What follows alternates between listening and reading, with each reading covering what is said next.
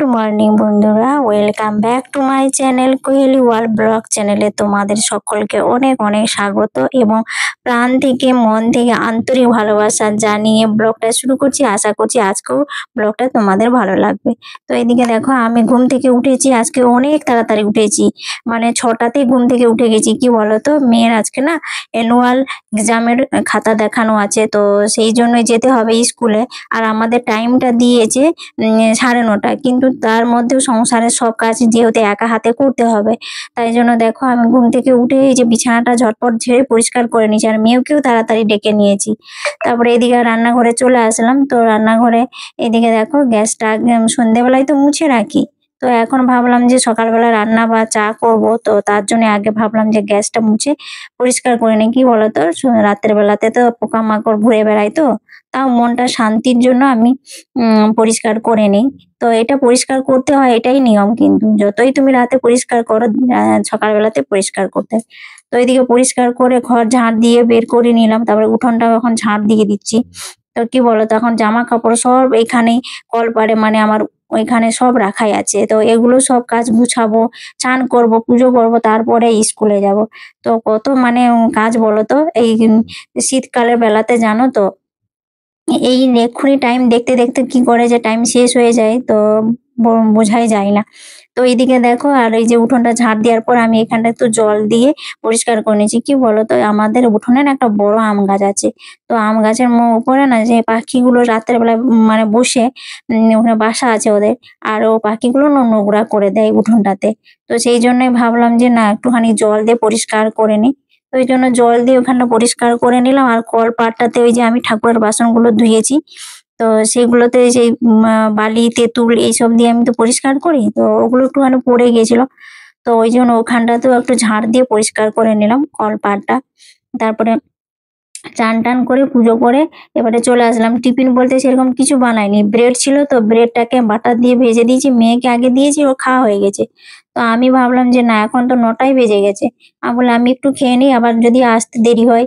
আর স্কুলে কি বলতো, গেলে তো স্কুলে একটু দেরি হয়ে যায়, খাতা দেখানো আছে তো। তো ভাবলাম না, টিফিনটা করে যাই, আসলে সে 11টা যদি বেজে যায়, তখন আবার রান্না করা অনেক ঝামেলা। এদিকে দেখো আমরা যে স্কুলে যাচ্ছি, তো আমাদের এই স্কুলটা মানে মেয়ের স্কুলটা না খুব পাশে। তো ও সাইকেলে আসে, তোমরা জানো যারা আমার ডেলি ব্লগ দেখো, ও সাইকেলেই চলে আসে, তো ওর সাইকেলে আসতে ওই 2 থেকে 3 মিনিট লাগে, আমার হেঁটে আসতে 5 মিনিট লেগে যায়। আর এদিকে দেখো সব গার্জেন সব চলে এসেছে, মিটিং হচ্ছে এখানে।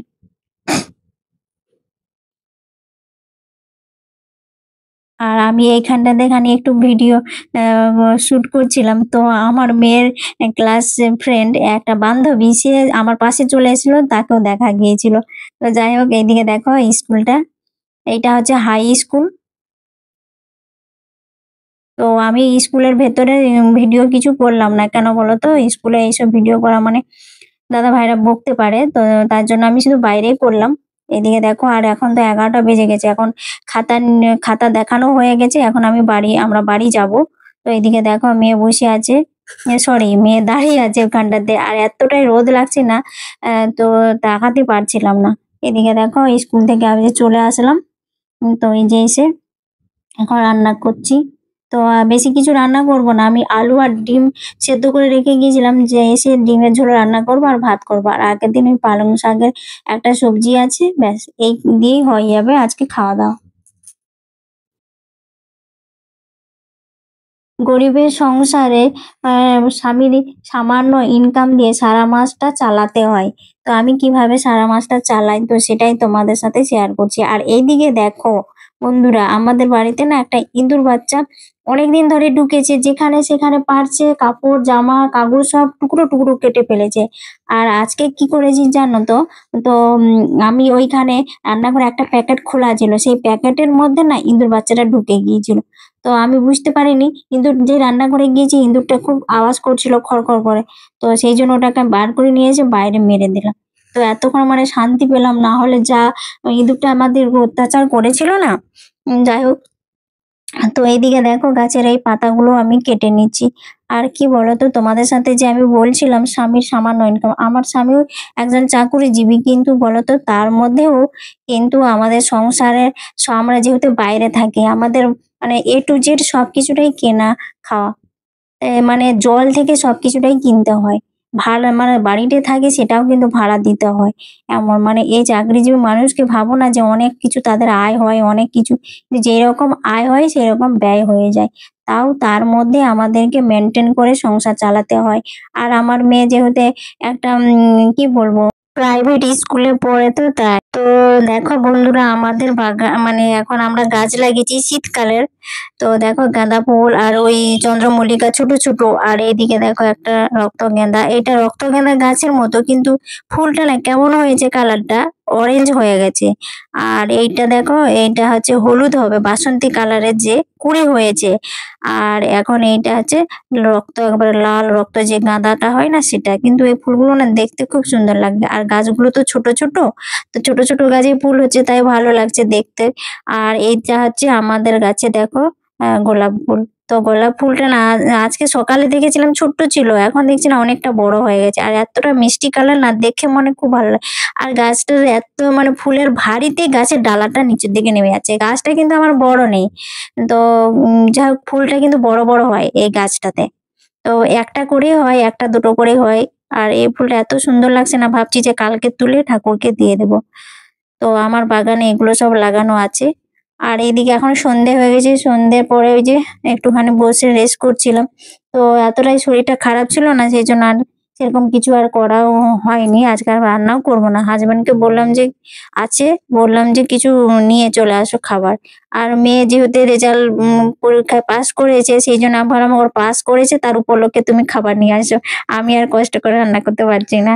তো এই জন্য নিয়ে এসেছে। এইদিকে দেখো এই উম হ্যাঁ, চিলি চিকেন আর হচ্ছে আম পনির মশলা আর তন্দুরি রুটি। তন্দুরি রুটিটা নিয়ে এসেছে না, একবারে ভালো নেই। আর আমি তো জীবনে ১ম শুনেছি তন্দুরি রুটি, সেই জন্য আর খাই না কোনোদিন। আর দেখিনি। তাই জন্য ভাবলাম তুমি নিয়ে আসো তো দেখি। কিন্তু আমরা যেইখানে রেস্টুরেন্টে খাই তো সেখানে আ নেয়নি। অন্য জায়গায় একটা নিয়েছিল, তো যেখানে বানায় বলে। আর এই তন্দুরি রুটিটা এতটাই শক্ত না কি বলবো। আমার এই ১ম খাওয়া আর শেষ খাওয়া এটাই। আর কি বলতো, আমাদের সংসারের মানে যেমন আয় তেমনি অনুযায়ী আমাদেরকে খরচা করতে হয় আর সারা মাস চালাতে হয়। তো এই যে এখন আমরা রাতের খাবারটা খাবো, তো তার মধ্যে আমি কমেন্ট কটা পড়ে নিচ্ছি।